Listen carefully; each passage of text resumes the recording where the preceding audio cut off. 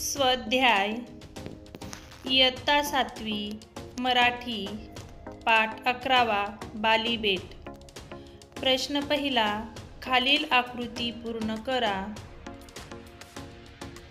बाली बेटावरील विविध ललित कला, नृत्य, गायन, शिल्प, चित्र। बेटाचे वर्णन करणारी लेखकांनी वापरलेली शब्द: रत्नजडित कंठ्यातील कंठमणी। बाली बेटावरील कलांसाठी लेखकांनी वापरलेले शब्द: ललित कलांचा रंगीबेरंगी गोफ। प्रश्न दुसरा, खालील संकल्पना स्पष्ट करा। बाली बेट म्हणजे रत्नजडित कंठ्यातील कंठमणी आहे। उत्तर: एखादा रत्नजडित कंठा फेकून दिल्यावर त्यातील मणी सभोवार विखरावे तसा पाचूच्या बेटांचा पुंजका म्हणजेच इंडोनेशिया देश आहे। त्या कंठमण्यातील महत्त्वाचा मुख्य कंठमणी असतो तसे बाली बेट आहे, म्हणून बाली बेट रत्नजडित कंठ्यातील कंठमणी आहे असे लेखक म्हणतात। बाली हा टुरिस्टांचा स्वर्ग आहे। उत्तर: बालीचे पर्यटन खाते अतिशय तत्पर आहे। इथले अधिकारी पर्यटकांचे मनपूर्वक स्वागत करतात, म्हणून बाली हा टुरिस्टांचा स्वर्ग आहे असे लेखक म्हणतात। या बेटावर घड्याळ नावाची गोष्ट नाही। उत्तर: लेखक अगदी अपरात्री हॉटेल सागर बीच मध्ये दाखल झाले तरीही हॉटेलातील स्वागत विभागातले चपळ तरुण चेहऱ्यावरचा जागरणाचा जराही ताण न दाखवता स्वागत करीत होते। त्यावरून लेखक म्हणतात की ह्या बेटावर घड्याळ नावाची गोष्ट नाही। बाली बेटावरील बाग एकत्र कुटुंबासारखी वाटत होती। उत्तर: सागर बीच हॉटेलची समुद्र किनाऱ्यालगत एक गर्द बाग होती। त्या मांडा पोकळीचा राया होत्या। फुलांनी बहरलेली रोपटी होती। फुलबागा भरल्या पहाटेही टवटवीत होती। फुले मिश्किलपणे पाहुण्यांना न्याहाळत होती। वृद्ध वृक्षांचा समुदाय डुलक्या घेत होता। या सर्व कारणांमुळे बाली बेटावरील ही बाग मुला माणसांनी, लेकी सुनांनी भरलेल्या नांदत्या एकत्र कुटुंबासारखी लेखकांना वाटत होती। प्रश्न तिसरा, खालील मुद्द्यांच्या आधारे बाली बेटाची माहिती लिहा। बाली बेट: स्थान, घरे व हॉटेल्स, टुरिस्ट खात्यांची तत्परता, निसर्ग सौंदर्य, या बेटाचे बदलते रूप। उत्तर: इंडोनेशियातील बेटांच्या समूहात बाली बेट रत्नजडित कंठ्यातील कंठमण्यासारखे शोभते। इथली घरे व हॉटेल्स निसर्गरम्य परिसरांनी वेढली आहेत। वळणदार रस्त्याभोवती मांड्यांच्या राया व त्यामधून झाडांची छपरे असलेली घरे आहेत। इथले पर्यटन खाते अतिशय तत्पर आहे। त्यामधील तरुण अधिकारी पाहुण्यांचे मनपूर्वक स्वागत करतात। इथल्या हॉटेलला मिळून असलेला निसर्गरम्य व मनोहारी आहे। समुद्रकिनारी हॉटेल लगत गर्द राई आहे। माडा पोकळीच्या राया आहेत। ताज्या टवटवीत फुलांनी भरलेली रोपटी आहेत। हॉटेलची बाग नांदत्या एकत्र कुटुंबासारखी सोज्वळ आहे। या बेटावर आता सुधारलेल्या दुनियेचे वारी वाहू लागली आहेत। डोक्यावर विमाने घरघरू लागली आहेत। रेडिओने उरलेल्या जगाशी त्यांना जखडले आहे। वर्तमानपत्रेही ज्ञानाबरोबर या बेटांची माहिती दूरवर पोहोचवत आहेत। आता या बेटाचे स्वरूप बदलत चालले आहे। प्रश्न चौथा, खालील ओळींचा तुम्हाला समजलेला अर्थ लिहा। पहाटेला स्वप्नांची परी समाप्ती होते म्हणतात? उत्तर, रात्री झोपेत स्वप्न पडते, स्वप्नांची दुनिया अद्भुत रम्य असते, पहाटे जाग आल्यावर ही स्वप्नांची दुनिया निघून जाते, म्हणजेच पहाटेला स्वप्नांची पूर्ण समाप्ती होते. 5 मिनिटातच बाली बेट आणि माझे घोरणे ऐकायला सुरुवात केली. हॉटेलचा स्वागत कक्ष अतिशय तत्पर व उत्साही होता. रात्री अपरात्री लेखक हॉटेलमध्ये आले तरी स्वागत करताना त्या तरुणाच्या चेहऱ्यावर जागरणाचा जरासुद्धा ताण नव्हता. त्यांनी पटापट प्रवाशांच्या नेमलेल्या खोल्या दाखवल्या. लेखकांनी त्या खोलीत प्रवेश करतात ते इतके गाढ झोपी गेले की ते शांतपणे बोलू लागले. वेलीचेही अंग धुले धुले होते. सागर बीच हॉटेल भोवतालची बाग पहाटेची खूप ताजी टवटवीत होती. मुलांनी फुलेली पहाटे पाहुण्यांकडे मिश्किलपणे डोळे मिचकावीत पाहत होती. पहाटेच्या दवामुळे वेली ओल्या झाल्या होत्या. जणू काही वेलीची अंघोळ झाली होती. त्यांचे अंग धुले धुले होते. त्या भटांची मोठी मी माझ्या गाण्याने भरून काढू. पूर्वी राजदरबारी गायक होते. ते गाऊन राजांचे मनोरंजन करीत या गायकांना भाट म्हटले जाई. पक्षीमध्ये सृष्टीचे भांडवल. पहाटे पक्ष्यांची किलबिल लेखकांना ऐकू आली नाही म्हणून ते गाऊ लागले. पक्षीरूपी भाटांची कमतरता लेखकांनी स्वतःच्या गाण्याने भरून काढली. विचार करा, सांगा. बाली बेटावर पक्षी का नसतील? उत्तर, बाली बेट निसर्गरम्य आहे, पण तिथे लेखकांना पक्षी दिसले नाहीत. बदलत्या जागतिक यांत्रिकीकरणाचा प्रभाव बाली बेटासारख्या सुंदर स्थळावर नक्कीच झाला. पक्ष्यांना हवा असलेला मोकळा अवकाश तिथे पक्ष्यांना भेटला नसावा, त्यामुळे कदाचित बाली बेटावर पक्षी नसावीत. आज शहरात चिमण्या का दिसत नाहीत? उत्तर, पूर्वी अंगणे असायची व त्या अंगणांमध्ये दाणे टिपायला चिमण्या गोळा व्हायच्या.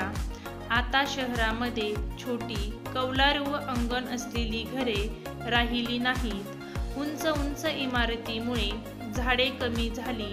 टीव्ही अँटिनांचे व मोबाईलचे टॉवरचे प्रमाण वाढले. मोकळी मैदानी कमी झाली. ध्वनी प्रदूषण वाढले. अशा प्रकारे वाढलेल्या यांत्रिकीकरणामुळे आज शहरात चिमण्या दिसत नाहीत. खेळू या शब्दांशी. खालील शब्दांचा अर्थ समजून घ्या. टुरिस्टांचा स्वर्ग. स्वर्ग ही नंदनवनाची काल्पनिक सृष्टी आहे. स्वर्गात सर्व सुखे आहेत असा समज आहे. बाली बेटे प्रवासी माणसांना अत्यंत सुखकारी असल्यामुळे त्यास टुरिस्टांचा स्वर्ग असे म्हटले आहे. किर्र जंगल. गच्च झाडी असलेले जंगल, घनदाट जंगल. अश्राप माणसे. अतिशय भोळी भाबडी, मनाने निर्मळ असलेली माणसे, पापभीरू माणसे. गाणारे भाट. राजाचे मनोरंजन करणारे दरबारी गायक. तंबूतला सिनेमा. गावोगावी तांबट ठोकून व कणातील लावून त्यामध्ये सिनेमा दाखवणे याला टुरिंग टॉकीज असेही म्हटले जाते. खालील शब्दांचे प्रत्येकी 2 भिन्न अर्थ लिहा. अभंग अर्थ 1 न भंगणारे. ओव्या असलेला एक मराठी छंद प्रकार. आ. बोट. 1. होडी. 2. शरीराचा अवयव हातांचे बोट. खालील शब्दांचा वाक्यात उपयोग करा. उभयता. काका व काकी उभयता पूजेला बसले. यत्किंचित. दुपारचे 12 वाजले तरीही मला यत्किंचितही भूक लागली नाही. 3. चौघडा. लग्न सराय म्हणले की सनई चौघडा आलाच. 4. चित्र विचित्र. जंगलात चित्र विचित्र भाषा बोलणारी माणसे होती. आंतरजालाच्या सहाय्याने आशिया खंडाचा नकाशा पहा. आशिया खंडातील कोणकोणत्या देशांना समुद्रकिनारा लाभला आहे व त्या समुद्रात कोणती बेटे आहेत याचे निरीक्षण करा व त्यांची नोंद करा.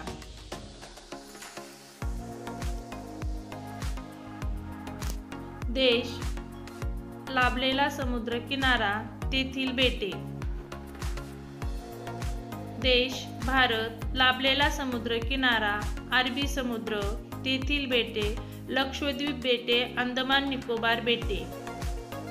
देश जपान. लाभलेला समुद्रकिनारा सी ऑफ जपान, तेथील बेटे बोनिन बेटे, ओल्कॅनो बेटे. देश रशिया. लाभलेला समुद्रकिनारा सी ऑफ ऑकोटक्स, तेथील बेट कुरिल बेट. देश अमेरिका. लाभलेला समुद्रकिनारा अमेरिकन मेडिटरेनियन सी, तेथील बेटे अलास्का बेटे, चॅनेल बेटे. आ. आंतरजालाच्या साहाय्याने अंदमान निकोबार या बेटांची माहिती खालील मुद्द्यांच्या आधारे मिळवा. येथील रहिवासी. येथे आदिवासी समाजाच्या विविध प्रजाती राहतात. इंग्रजांसोबत झालेल्या लढाईत येथील अनेक आदिवासी मारले गेले, त्यामुळे त्यांची संख्या आता खूपच कमी झाली आहे. 2. आदिवासींचे जीवनमान. उत्तर. सुरुवातीला आदिवासी त्यांच्या बेटावर कुणालाही येऊ देत नसत, त्यामुळे त्यांच्या जीवनमानाविषयी फारशी माहिती उपलब्ध नाही. हे आदिवासी शिकार करत, जंगली सुवर, मासे, फळे हे त्यांचे खाद्य. शेती करण्याची पद्धत त्यांना माहीत नव्हती, परंतु आता त्यांच्यात बदल होत आहे. ते देखील आधुनिक समाजाचा भाग बनत आहेत. 3. निसर्ग सौंदर्य. घनदाट जंगल व चौफेर पाण्याने वेढलेले हे प्रदेश निसर्ग सौंदर्याने नटलेले आहेत. 4. तेथील सोयी सुविधा. सुरुवातीला आदिवासी त्यांच्या बेटावर कुणालाही येऊ देत नसे, त्यामुळे तेथे कोणत्या सोयी सुविधा नव्हत्या, परंतु आता या समाजात बदल होत आहे. आदिवासी मुले शाळा शिकत आहेत.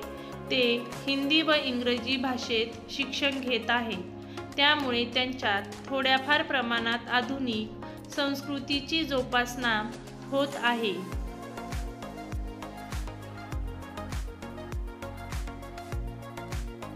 प्रेक्षणीय स्थळांच्या संदर्भात खालील काही मुद्दे दिली आहेत. त्यांच्या आधारे तुम्ही भेट दिलेल्या एखाद्या प्रेक्षणीय स्थळाचे वर्णन करा.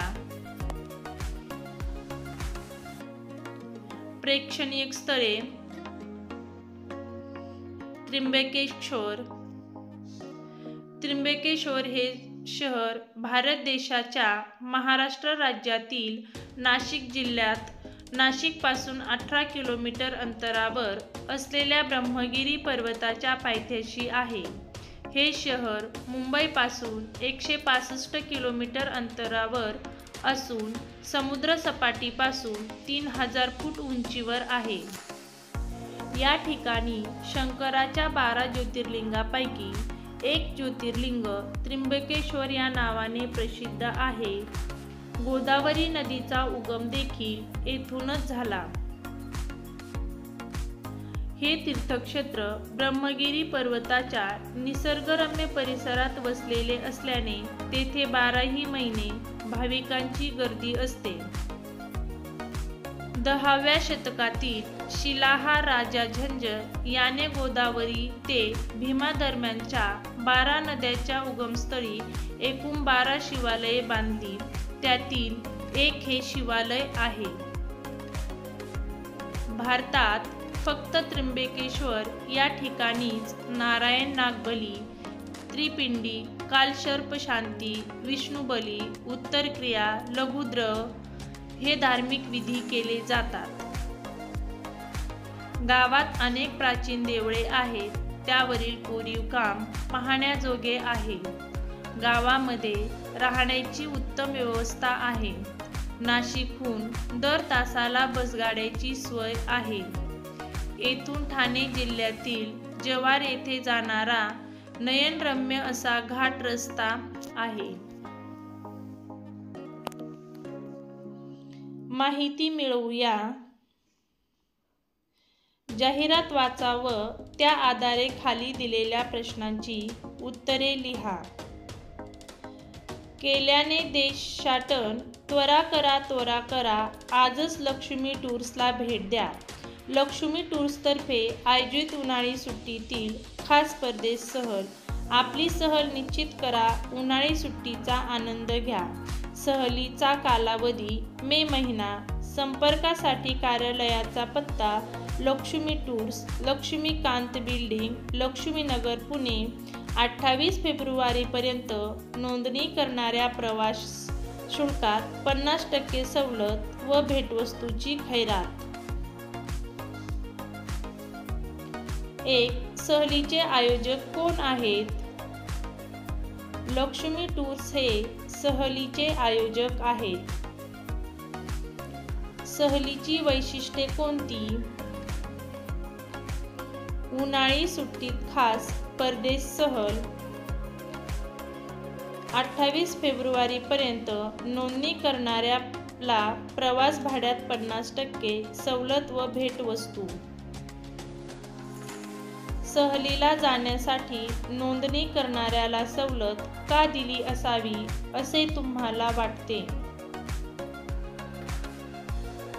जलद व भरपूर नोंदणी व्हावी, खूप प्रवासी मिळावेत म्हणून सहलीला जाण्यासाठी नोंदणी करणाऱ्याला सवलत दिली असावी असे मला वाटते. 4. प्रस्तुत जाहिरात विश्वसनीय आहे असे तुम्हाला वाटते का?